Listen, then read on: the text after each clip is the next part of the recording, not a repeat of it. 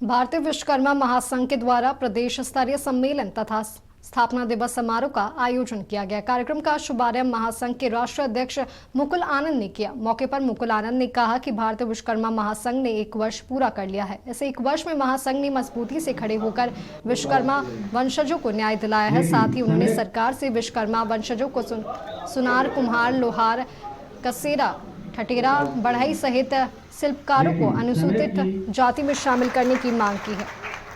आज का जो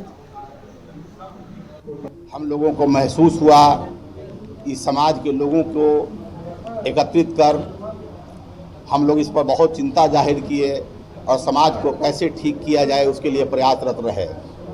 इस 5 वर्षों में हम लोग लगातार प्रयास करके विश्वकर्मा के 5 पुत्रों को संगठित करने में, एकजुट करने में हम लोग कामयाब रहे।